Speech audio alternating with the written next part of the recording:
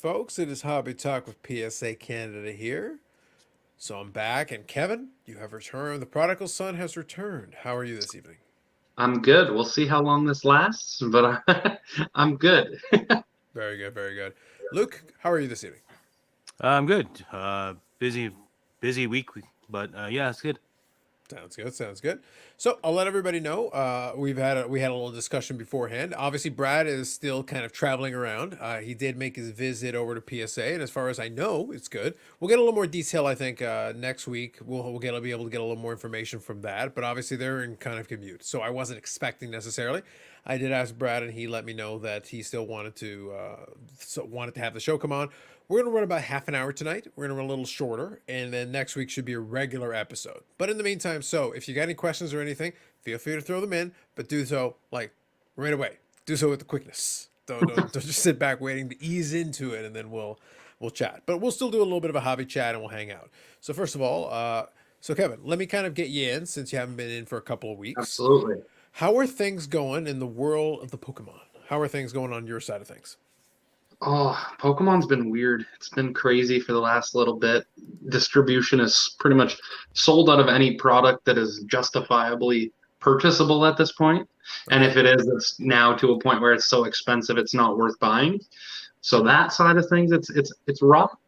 Um, the grading side of things, still the same, still gone crazy. I think I did around 3,000 cards for February. I Mhm. remember staying up till 11:50 on the night, and then they announced that they were extending the special.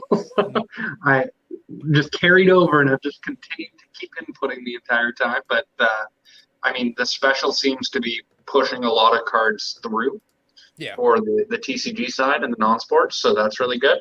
I don't deal a lot without anything outside of that. I mean, sports and stuff, but vintage, I see like I think I sent 5 cards to Brad for vintage out of Mhm. the 3,000 cards that I sent. So nothing really that way, but Pokemon wise, it's still strong. I mean, people are still spending money to grade. They're not Right. spending a lot on buying product because product is now so expensive. And the next release is March 31st. So that'll kind of tell us where we go because it's starting a new block of Pokemon. So typically that goes well, but we'll see. All right. Sounds good. Sounds good. And What do yeah, you, sorry. Go ahead, Luke. I was gonna say, what do you mean by a new block of Pokemon? So I want to say every 28 months, they switch like to a new series. So for the last series, it was Sun and Moon or Sword and Shield. So they did 12 and a half sets of Sword and Shield every 3 months. Um, and now they switch to Scarlet and Violet, which is based on the new video game. And then they'll do a couple of years of sets within that. So it's just like a larger like block of sets. But it runs every 2.5 to 3 years where they'll release like 12 to 13 sets within that time frame under like an umbrella. Yeah. I'll quickly add kind of a little flavor to that. Now, obviously, Pokemon is now under the Pokemon Company and not Wizards of the Coast, but I am familiar with Wizards of the Coast and how Magic they used to do it. It was a similar concept back then, Luke. They would basically have a series of sets, expansion sets, and it would consist of a block. Now, again, I'm not as familiar with Pokemon, so I can't speak to it too much. I know a little bit about it, but not enough to be dangerous. But the way the Magic the Gathering thing would do is they would have their standard format that people would play, and the standard format would consist of certain blocks. And as what would happen is as time went on, a block would rotate out. So they would Yeah. have a certain amount of expansion sets that would consist of the block. You would play that. That would be considered standard in tournaments and stuff like that. And then when that would end, it would run its cycle. They would start bringing in the new block. And when the new block fully took over, then the old block would go off. And then it was a good way of consistently getting product out the door because this is, as a collectible card game that you're playing, it makes more sense than to have something rotate out. And it's like, all right, so if you're playing standard, now you can't play these sets. So now you got to buy the new stuff. And that's exactly it. Yeah, they definitely Uh, push newer product that you have to buy. That's part of the kind of up in the air right now because with the new expansion, they've gone away with the yellow borders that have been Pokemon for the last 25 years, and they're switching to like a silver border, which means it kind of changes everything about the card design itself. Um, so we'll see if that influences the play side of things. Mhm. Um, because obviously new mechanics and stuff like that will come out as well, and that might very well change how things work. So That is right. Makes sense. So do they have any new characters that come out or no? every time they release a game, they release new characters. Like he says, Cheese Stringamon is new. But do we officially have the Cheese Stringamon card? I don't know if we have the card yet, to be honest. I don't think so, but Mm. they do release new cards every single expansion, like Yes. or new characters. But a lot of them, it's like they're really grasping at this point. Like a couple of years ago, they released one that was like an ice cream cone. So they're kind of just they're stretching right now. So what's happening is the folks at Pokemon Company are really hungry. There's a lot Yeah, of exactly. food-themed Pokemon, it seems like. We're headed down Exactly. that direction. All right, I got you. All right, so real quick here, I'll touch on a couple of these comments. So thank you all for the comments as always. So Nico was asking, will the Excelsior be updated today or tomorrow? Now, Luke, do you have any insight on this? I know that like Sherry and Brad were traveling, obviously. I guess it'll be a little bit of a delay. Is that as far as you're aware? Yeah, I would think so. Yeah, because just I mean I know right now, Brad said that they're in Toronto right now, so probably hopping onto a plane soon, and then heading back. And I mean by that time it's gonna be what, like 1 or 2 in the morning. Yeah. He's got to take care of the, as he says, the mountain, and then once that's taken care of, I'm sure this stuff can be updated and stuff. So just be patient; it'll happen. Everything will come along, and we'll get up. We'll get And the stuff is updates and stuff. moving a lot. So Yeah. So I it'll would say, so definitely be Nico, to updates. kind of touch on this to answer your question, just assume there's a little bit of a delay this week because they were literally kind of traveling around. They went over to Santa Ana, California, and had a lot of discussions. And I think, and that the PSA Canada staff, the PSA Canada team who has control over that sheet, is a little bit limited. And if they're out in Santa Ana, then you're going to get a delay. So I think that's completely fair. So just go with it. If you want, Nico, if you want your update, yeah, just message me or whatever. I'll see if I can look it up for you. Perfect. Sounds good. So thank you for that. Jeff here says, hello, everyone. Absolutely. Eric here says, hey, how's it going? And Yannick, good evening. Absolutely. So let's touch on this here a little bit. So Sheldon Brown, new hockey legend set. Watched it open, being cringe the whole time. Box price are ridiculous. Definitely a buy singles if you want the cheap kind of set. Yeah, so we talked about it. It's one of those things. I had fun with it on Friday. I'm not going to lie. Now, I will qualify this by pointing out something. And in the spirit of fairness, I always want to be fair. And Luke, obviously, you've got a little experience with it as well. The question that we had really came down to checklist. And it's not that there are not good cards in it. Because I'll tell you this, as a person who collects a player who would fall under the Legends rotation, I've definitely seen cards that I think are really neat. So it's a bit of an unfortunate thing where I run into a bit of a problem. And that is this. That's why I say I want to present both sides of this equation with fairness. And that comes down to this. I think there's some really nice, really interesting and neat cards in the series where I think we ran into a bit of a problem with it. And as I looked at the checklist, I felt like it was going to be inevitable. You didn't have you knew it was going to happen. With the price of the set, pulling the cards that you might be interested in as a collector, that's where your challenge comes in. It's like, okay, cool. They've got these neat cards, and I'll show you a couple. I've been scouring eBay this day or so just to see what was up. So I'll give you an example. So like this is one of the UD Canvas Legends. So right here, you got a nice All-Star Game 1 for Medano. Medano's the player that I collect. So this is a nice canvas card. It's an on-card autograph on a canvas card. That was cool. That's pretty nice. That's pretty solid. The odds of pulling one of these is pretty light. It's like I said, going through the checklist, I saw one of the guys that I kind of poked fun at was Steven Reinprecht, and I saw somebody pull him in a box break. And Steven Reinprecht, interesting as it is, and I have a little history. I actually pulled Steven Reinprecht cards back in the early 2000s. Is not necessarily what you want, and that makes it challenging. So, like I said, to be fair, there are nice cards in it, and I'll give you an example of another one here that kind of has a bit of a retro theme, but with a legend. You've got the acetates, so you can have an all-time Future Watch acetate card, and those are pretty cool. So here, so you can see those that. are cool. Yeah, those are I think cool. that's great. You're not getting one every box. Let's be clear about this, and understandably so. It's perfectly fine. The other stuff you can pull kind of hurts. So you've got cards that definitely have value, and other cards that I think are going to be interesting. But then we do the box price versus what you pull. So who is it that you got there? JP Dumont. Yes, He's definitely a legend. That was kind of the issue. That's kind of when we were looking at the checklist. Is like the problem isn't that we don't have legends. We do have legends.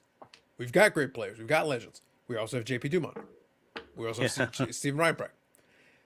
Not quite the same. Not exactly on the same level, the same tier. And I saw a bunch of box breaks, and like it's kind of just played out. It's like I said. I think I always want to be fair about this and point out is like my goal here is not to beat up a set.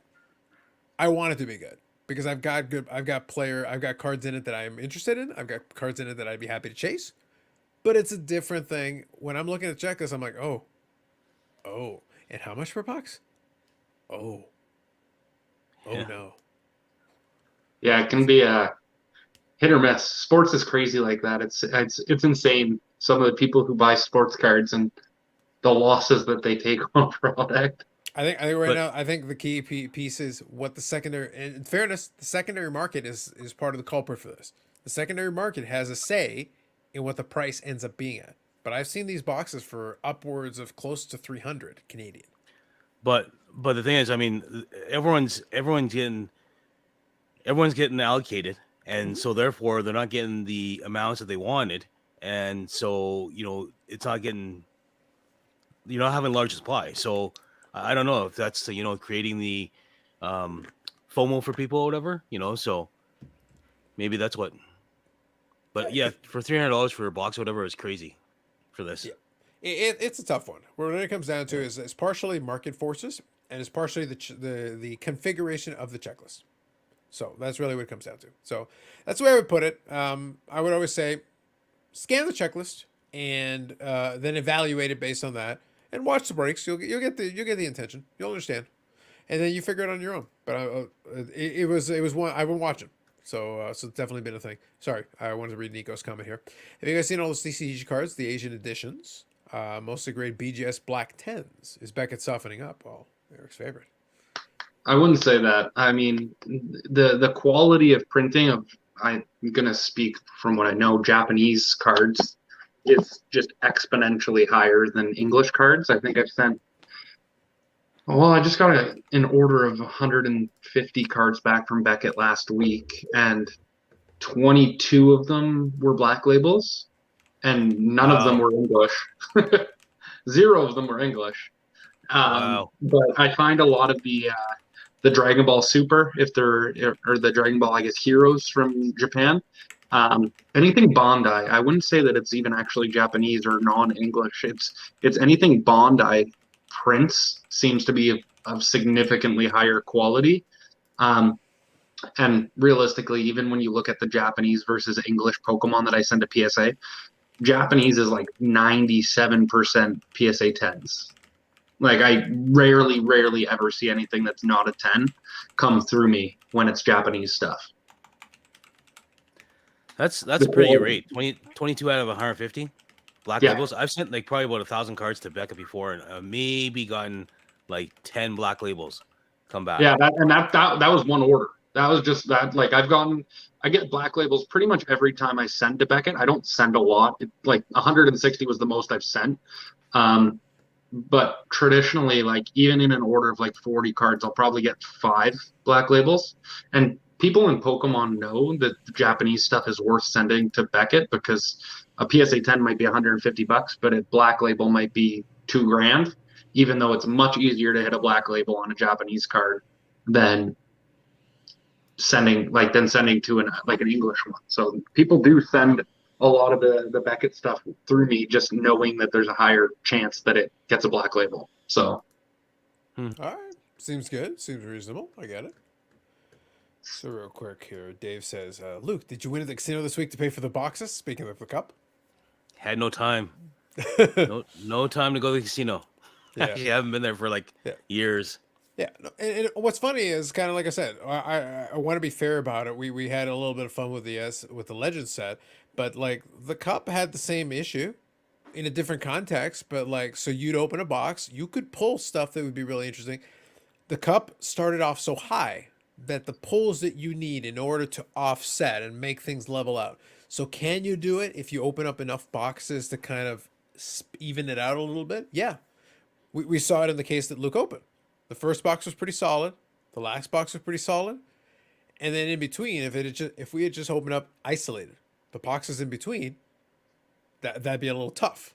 I think would that be a fair synopsis, Luke? I think from what we saw. Oh, absolutely. But I mean, that's understandable for every year of the cup, right? It's like Yeah. you're not gonna get a 99 in every case. You're not gonna go and get your money back in the case or whatever. So I mean, to me, I mean, it's a little bit more expensive to do it, and Yeah. and me and my buddy or whatever opened up the cup. We love it, and the thing is, we know that we're not gonna get our money back, Mhm. and this year is even harder to get your money back. But the thing is, it's about the enjoyment of it. Like I love opening the cup. It is so much fun. Yeah. And to me, like, if I lose a little bit, that's fine. It's understandable of playing that game and being able to open the cup. But it's just that it's okay. If you spend $500 on a case, if you lose $500 on a case, that's okay. Like how was it 2-3 years ago and stuff. But Mhm. this year it's a lot more and bigger gamble. Mhm. Definitely for sure. I think that's the key, though. I think the point here is that if the same case break that we did had occurred, and each tin was $500 or $600, Yeah. we're having a different conversation.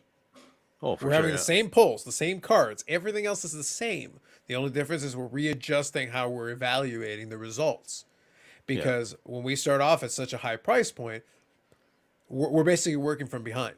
And that's the key with a lot of these products. That includes the Legends product. That includes if that same Legends product was available and it was running right now at about a third and what the going rate is, I think we're having a completely different conversation. But it's also weird. I don't understand the market or whatever, and like the market obviously is like anything else. It dictates by the buyers. Yep. And so right now, a box like a case of the cup, you're probably talking like almost 33% more than what it was when we opened it up. And that was like what 3 weeks ago, 4 weeks ago. Yep. And not just that, but I mean, if we're the values of the cards have gone down as well because that's how everything is. It's hype at the beginning, and that's where the most value you're gonna get out of it. And some go even higher later on, but most of them go down. Yeah. And so your values are lower now, but the cases in the boxes of cup is like 33% more than what it was, and people are paying for it. So Right. I don't get it. Yeah. Yeah, but it kind of it's a self-fulfilling prophecy at that point. Like For sure, the market has a certain say in how it goes, and that's something important. That's a valid point to bear in mind. Sometimes, and I had this happen. I talk about the AEW product. I've chatted about that in the past. I think it's a good product, but I think at the price that it was at, I think it was a struggle. The first year of AEW, the first product, I think the box prices got too high. And the way I would present it is I think the box prices got too high, so it set the expectation level at a certain point so that when people were opening the boxes, they found themselves a little disappointed. And it wasn't because it wasn't a reflection of the product. It was the product versus the expectation based on what people were seeing in the box price, and that created the problem. That was your issue. If it had been pretty much at the price point that it was designed to be at, I don't think anyone was saying a word. I think everybody said, okay, fine, okay. At that price point, fine, no problem. I get it. Yeah. So CC here says, good evening, everyone. And to Brad, absolutely. Yes. Hobby Cop, good evening, absolutely. Josh here says, if so many Pokemon cards come back as 10, is there a huge demand for 10s? So I'll quickly add. So Kevin, you can kind of touch on this. Yep. If a product is really good for quality control, that is good. Like that's a good thing. But obviously it'll make 10s a little bit easier and kind of diminish some of the premium 10s if the product is particularly easy. That's just general economics. Yeah, I mean, when you look at Pokemon, like I said, it's a completely different beast than sports, like exponentially. I say this all the time. Like even PSA 9s, you can recuperate your grading fee, like I'd say 95% of the time. If you send the right stuff. I mean, if you're sending terrible cards, then that's your own fault. But like modern stuff, you can still recuperate your grading fee almost all the time. So when you get a 10, even if it's $100 card as a 10, you're still able to you do that for over and over and over again, and you're all of a sudden working with a pretty decent sized bankroll from just from submitting. So for me, when I submit, like I'm much more of a person who wants to submit like 200 of the same card at the same time, and then just kind of hedge my bets against that. So like the special delivery Charizards, like they came out, they were a promo and they were super hard to grade. So I sent like 200 the first week that I was able to, knowing that as more get graded, it seems like it's harder to get tens. So even when I was submitting like 50, I think I sent 50 every week for the first month. The first 50 came back and I think I hit like 30 tens. And then after that, it gradually went down until the last 50. I think I hit like 6 tens, Mm-hmm. all from the same batch, but they get harder. But the tens now, I still think a 10 is $350 for the special delivery Charizard Okay. for a card that is $60 raw. Oh. 50 $60 raw, $90 for a PSA 9. So it's almost worth gambling at that price if you can justify the upfront capital to buy large amounts of them. So Yeah. But as the pop report still remained relatively low on the higher end of grades? not really. I mean, some of the modern cards have 3,000 4,000 tens already in a couple of years. Yeah. Compared to sports, not really. I mean, like you see like Luka Doncic and that kind of stuff, like the pop reports are crazy. Zion, like 17, 20,000 tens. Yeah. So it's a little bit different that way, but people in Pokemon, it's weird. They'll take nines, they'll take tens. It doesn't matter.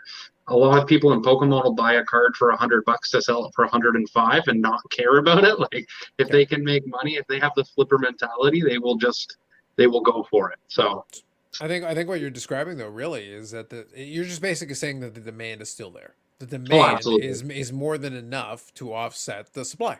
Really, Yeah, that's just the absolutely. bottom line. Seems fair. So Dave says, just remember you do. There you go. That's the spirit. So I know Tom asked this question. I'll read it, and then obviously they responded to it here. So do you have to pay international return shipping for PSA Canada submission on a single card, if it's cheap art, if you pick up in person in Bedford? And then they include it here. And also, good evening. If you submit a card in Halifax, you only pay $10 shipping for 10 cards or less. So thank you for that. And also, good evening, everyone. Heading home from Santa Ana. So perfect. So they are en route. 540 flips. That is Baubles and Ball Cards. Other channel, including a little choo-choo reference in terms of he buys a lot of trains now. He's very much the train magnate out All there. right. The model trains. He's this is your guy. So good evening, Baubles. SB Legendary. I'm gonna leave it at D. I was very mean to it on Friday. I'll be nice, but I covered a lot of ground on it. So there it is. SB, I have a great story for you about the bird magic. Perfect, and Dave covers that, so that's perfect. Sounds good. So, well, in the spirit of fairness, so I know you had the cards, Luke. So what did you pull from your box? You did mention you had it. So what are the contents? What did you get out of your? Was it one box or a couple boxes? What did you break? I just opened one. Okay. So I opened one, and my buddy opened another one. Okay. And so I mean, the correlation's horrible, I think. So basically, the combination of cards you're getting in the one box, the collation in the individual box. Yeah. So I got the JP Dumont. Yep. I showed you So guys that's already. that is the on-card autograph. Yep. Yep. And by the way, the design also has a gold parallel to the base set. So they do have a couple per box from what I've seen that is just a foil parallel to the base set. Yeah. And then this Dennis Heron. Mm-hmm. So I love canvas cards. I think those are my favorite from Upper Deck and stuff and from Series 1 and 2. Yep. I think they're just cool. The pictures are nice. You know, they seem like they're actually real pictures and stuff. But yeah, I mean, who are these two guys, right? Who really knows? Then, like I said, my buddy went and pulled his, and he pulled the Gretzky, the Coyotes Gretzky at a 49. Okay, auto. That's a good. That's a really strong pull. Yep. I think that's like the biggest pull that's supposed to be in there. That's his first Coyotes coaching card, autograph card or whatever, right? And then as well, then he pulled a Glenn Hall auto, and he pulled another auto. So he had 3 autos, and I had the 2, and I'm pretty sure mine don't even equate to like $10, right? So, but anyway, so these other cards, the Evolve, I think are really nice. I'm a fan of those cards. These are really nice. You know, I think somebody mentioned whatever. I'm not sure if it's on your show or our show, but just if the pictures were there, if they weren't in the Evolve, and they just had the pictures like that, then I think that would have been cooler. They're nicer. Yeah, I think that was Steve. He mentioned that from a design standpoint, I like the design. I think it's all right, but I can see what he's getting at. I get it. Yeah, and then these got a bunch of these. They're on their what do you call them? Manufacturer signatures. Yeah, basically, yeah, they're just stamps. Like Yep. MVP has done that in the past, so it Yep. basically is like a little facsimile signature on there as a foil stamp. Yep. And then I got a Gretzky Life After Hockey. Okay, yep. Uh, these are nice too. The decagons or whatever I think it's called. Yes, I think Yeah. those are interesting looking, and there is an autograph Yeah. variant of those as well. Yep. And then a bunch of these base cards, like you said, Hmm. and then a few of the canvas cards. And the canvas, some of the pictures are actually pretty good on some of those canvas too. Yeah, and then these there's a bounty. I didn't know that there's a bounty for them, eh? So these are bounty cards. Hmm. They go for around, $20 to, well, $15 to like 30, $40 and stuff. But I guess after you get the bounty, you get like a 1 out of 49 set Hmm. similar to SP, and then an autograph, I think a 1-on-1 autograph card. So, Nice. Okay, yeah, so that's cool. I don't know. that's a My good a buddy of incentive. mine, yeah, a buddy of mine's actually doing it, so we'll see what happens if he gets it and, see how it goes. All right, I think that's Yeah. fair. I think it's reasonable. So let's go here. CC says the Legends cards look nice. How can they justify calling some players Legends? So apparently, there's a deal with the PA, and they wanted to include a different players that are kind of listed as part of the PA. That's my understanding from what discussions that we had. It creates an interesting situation where you do end up with some very interesting polls. I'll put it that way. I'll be charitable tonight, and I'll put it that way, in that manner. Good evening, amigos and beer enthusiasts. Fair, I like that. Well played, sir. Well played. Good stuff. So as I said, we'll run about half an hour tonight. So we're running about another 5 or 6 minutes. So if you guys have any questions or anything you want to throw into the chat here, we'll let the guys go. They've been kind of busy with some stuff, but like I said, we'll be back next week with a regular episode. But if there's anything in there that you want to throw in, you let us know. And otherwise, of course, as always, we do appreciate you joining in and participating in the chat. And if you want to throw in the like button or subscribe to the channel, I want to start working towards 300 subscriptions. We're starting to creep up in that direction. So I've been appreciating that. So thank you for those of you that have popped in to do that. Luke, are you buying any of the what's it called? The Marvel Fleer Ultra? The new ones? Yeah, the ones that just came out. No, I haven't been keeping track of that new stuff, whatever, for Marvel stuff. But I did look at the. I did see the. There's a Mickey Mouse, actually, a Disney one. There's a new Lorcana? Disney set. I don't know what it's called, whatever, but that looked cool. But it's really expensive, I heard. Yeah, it's Lorcana. It's based on it's Ravensburger, which is a company in the U.S. that's Yeah. creating it with it. They actually stole a bunch of the artists from MTG, like Magic the Gathering. Not Oh really yeah. stole, but they approached them and they switched over to do art for Lorcana. But it's supposed to be a massive release. Like it's already been told that it's going to be allocated through distribution and crazy stuff. They released promos at D23, like the Disney Expo last year, and they were $34.99 for a set of 6. And I think the set right now raw is like $4,000. Cool. Someone just graded 2 sets through me for every card express, and I think like 3 of them got upcharged to like super express. Like they they were crazy. They're crazy expensive. I don't know if it's worth it. Like, but I guess there's only 300 sets per day that were given away for so like 900 sets total. But yeah, I don't know. I'm gonna go heavy into it because I think anything Disney backed is pretty safe. Oh, for sure, yeah. Absolutely makes sense. I like it. I like your Tom's question. What is the answer to it all? Can't say 42. 7. Which might be a multiple of 42. Just throwing it out there. Moving on. Look at your 902. math brain. 902 vintage. Hopefully Brad is smoking some goodies across the border from a show in Halifax on Saturday. Interesting. Next Thursday's show will be so much fun. Fair enough. So much to talk about. I like it. I like it. I find that there are a few too many sets out there. Marvel, Star Wars, Game of Thrones, Disney. No, that's fair. I think that's a reasonable point, Hobby Cops. And good evening as well. What it really comes down to is this: we're kind of looking at Catch-22. This is just in general. I don't care how many sets they make out there. I'm not going to be interested in everything. Now, if for some reason you're interested in everything, well, then this is kind of miserable. That will be a problem. But there are people who like Marvel. There are people who like Star Wars. There are people who like Game of Thrones. There are people who like Disney. And for them, it's like that's the set. That's the thing they care about. That's the thing they're interested in. So for them, it's great. And the other stuff doesn't really hurt them. It provides an opportunity for them to get the thing they want. And I think that'll be fun for them. I leave it to them. I leave it to everybody. Like I look at all the products that'll come out. There's always a lot of products that'll come out in bunches. Sometimes it'll be like a lot all at once. I just learned a long time ago that's like I don't want all of it. I just don't. But I have no issue whatsoever with somebody else getting a product or something that interests them. I don't care about Marvel cards. I don't care about the Star Wars cards. I don't care about Game of Thrones cards, and I certainly don't care about Disney. But if somebody does, I'm happy for them. I'm happy that they got a set they're interested in. We all care about G Stringamon, but that's different. G Stringamon is elite. Stringamon is like elite. top level. But that's different. That's a different conversation. But other than that, no, man. I'm happy for the Star Wars, Marvel guys, and Game of Thrones and Disney. Great. That's awesome. Hopefully you enjoy the cards. I think that's great.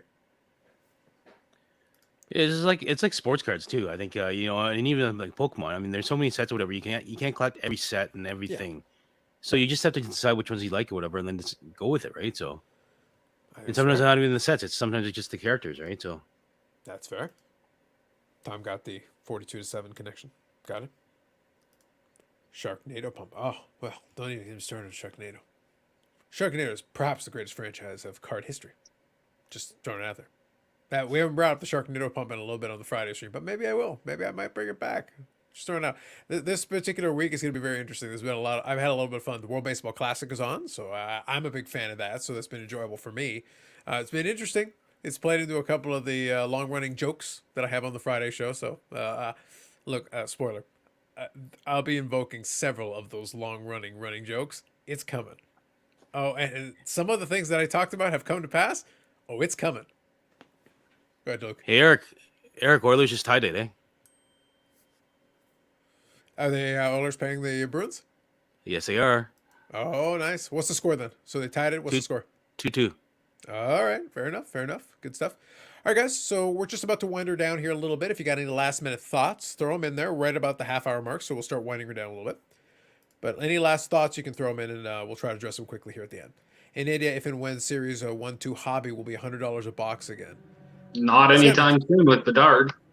They're selling too many of them. Like I think we have to get past. Like, look, I loved it when they were about $100 a box. Like I'll tell you, and it's been a long time. And look, maybe you can refresh my memory here and set me on my facts here. I remember buying boxes of Series 1 or 2. I forget which series it was, but I remember buying Upper Deck Flagship at the Expo, the year that Marc-Andre Fleury was out. And I paid, I want to say $75 or $80 a box. It was real cheap. I think it was around there, yeah. Yeah. And but that was the poll. Yeah. But even closer to now, I think it was like 2018. So it's 17-18 Series 1 and Series 2, whatever. I think the cost at the Expo was $100 or $105. Yeah. And even I think maybe even 95. Some people were like selling it for 95. I remember that. But I mean, you know what? I'd love for it to come back to $100. I mean, obviously, it's everyone wants it cheaper and stuff like that, but we all want to let it head us for 50 cents, like how it used to be in 5 years ago. Now a head of lettuce is like $5, right? So, but I think it just costs more to make these, especially with the shipping from Italy, because that's the only place that they can get it done. And, so obviously all that stuff is being passed on to the consumers, which is unfortunately us, right? So, yeah, you have to remember. And one other thing I'll add, just in not defense of the manufacturer, because it's not my role to defend them, but I'm also going to point out the reality. Yes, certain costs have gone up. That's going to be part of the equation. That's going to transfer over to us. The other piece of the puzzle, though, is if we're talking about the hobby ecosystem as it stands today, Fanatics is going to do its own thing. We'll see how that plays out. I'll be honest, I don't think it's going to change too much. If I'm being completely blunt, it's just going to change the configuration of where the money goes. But in today's world, the manufacturer produces it, costs whatever it costs, whatever, and then they would ship it out and sell it to the distributor. The distributor is the one paying the manufacturer. Distributor, manufacturer, and then they mark it up to the dealers. The dealers mark it up to the consumers. So you're getting three distinct groups that are all getting their markup in. The manufacturer's getting a cut. The distributor's getting a cut. The dealer's getting a cut. And then you're seeing the result, usually, of these multiple levels and multiple layers. Yeah. Oh, absolutely. You see that Pokemon too. We just got a 20% markup from our distributor. So. Yeah. And that was a markup from what they originally got it from the Pokemon Company. So, everybody is getting a little bit of a slice of that pie, so to speak. Now, Fanatics is like, Fanatics is suggesting down the road here that they may go in a direct-to-consumer model. Well, here's what the difference is going to be. My prediction, and we've talked about it a number of times. So it was a $200 box before, example, whatever. Okay, cool. With Fanatics, it'll be a $200 box. You know why? Because they know they know that you'll pay it, so they would rather just take a bigger slice of the pie. They'll just cut out the distributor, and the distributor won't be involved in it, but the price will be about the same, give or take. Oh, absolutely. I don't think. I mean, there's no smart business person that's going to go say, "Oh, hey, let's just sell it for $50 less, cut out the consumer or cut out the distributor or whatever, and let's just make less money." You know, obviously they're in the business to make more money, right? So, for sure. Yeah. So that unfortunately, Tom, I think the days of sub $100, I think that might be done. Regardless of what happens, regardless of the rookie class, regardless of anything else, I think the market has moved past that $100 price point. Like I said, it used to be a regular thing. You'd buy the Series 1 or Series 2. And like I said, when that Marc-Andre Fleury year came in, he was the big pull. I opened up, not too much, I opened up a handful of boxes. I pulled the Fleury. And I was able to sell it very quickly right around that time for more than I paid for the box. Just the one card was worth more than the price of the box. Yeah. And all right, guys, I got to go. My baby's crying. I will chat with you guys next week. Sounds good. Arrivederci. Have fun. Sorry to leave abruptly. No worries. Bye, Have a good guys. night. Take it easy. so you haven't. I'll read the last couple of comments and then we'll shut her down for the evening. So thank you all for the comments as always. I can't watch it because it's on ESPN Plus. Love it. Yep. Yep. Absolutely. No worries, Tom. Like unfortunately, we've gone past it. Just a lot of it just costs more than it did before. And I'm not going to say it's good or bad. I'm just going to say, like, unfortunately, it's what it is. I don't see us turning back the clock on a lot of these. I think they're just maybe the price will equal out, but I don't think it's going to go all the way back to where we were. Absolutely, and I think even the distributors, or whatever. I mean, they're playing the game too, right? I think they're playing the game more than they did it like years ago, right? So years ago, they just wanted to sell the product, make the money. You know, they don't want their money tied up and stuff. But now I think, they're holding on product for sure, sending it on second wave, and saying this is a second wave and it's going to cost you more. But I'm sure they had cases of them or pallets of them sitting in the back waiting. So, but and even Bedard, like let's see what happens with Bedard when he comes out. Yeah, and I think to your point though, those shenanigans for the distributor piece, that is going to be something hopefully we don't have to see going forward, because I don't like the idea of, oh yeah, we found some more inventory. It's like, wait a minute, where was the inventory then? I'm not a fan of that. That to me is not cool. Look, at the end of the day, business is business. I can't do anything about it.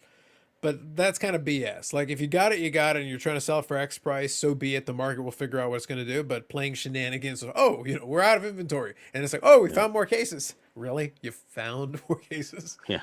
That, not cool. That playing around with allocations, I'm not a big fan of that one. I'm not going to do that. Yeah. Well, absolutely, for sure. 540 flips, stars win 10-4. I had to look that up. It's true. Good Wow. Lord. Good Lord. Who are they playing? They killed Buffalo.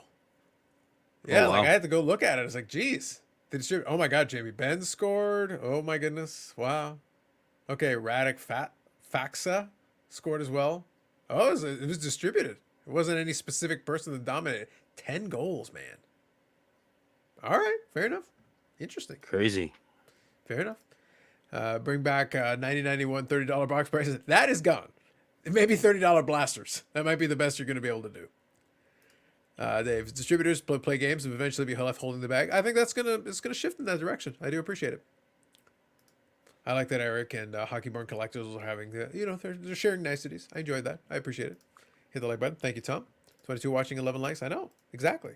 Help us out. Helps out the channel. Helps it out. And again, if you haven't subscribed previously, we do appreciate it if you would, because we're starting to slowly work our way up. We do appreciate and enjoy chatting with you folks, and it's been a lot of fun, but the likes and the subscriptions do help kind of justify kind of what we're doing out here, because we have Luke and Brad and the team come on and chat with everybody, and it's kind of a two-sided thing. It helps everybody. Make Eric pay. Exactly. Thank you. All right, folks. So like I said, we're going to keep it a little brief tonight. We'll be back full strength. We will be back next week. But thank you to Kevin for joining us, and thank you, Luke, for chiming in and adding a little bit to it. It's been a fun conversation as always. For sure. Yep. Thank you. Good stuff. So thank you all folks in the chat. By the way, if you check it out on replay, so two things. Number one, I have the scrolling ticker. So if you want to check updates and get information or whatever, there's a PSA Canada website in there.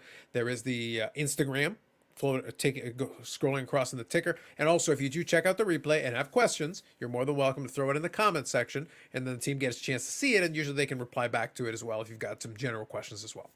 And otherwise, you've got those contact points so you can reach out to them. So that'll be it for us this time around. We'll be back next Thursday, 9 p.m. Eastern Time. Same thing. Like if you like the video and subscribe to the channel. But otherwise, we'll catch you next week. Sounds good.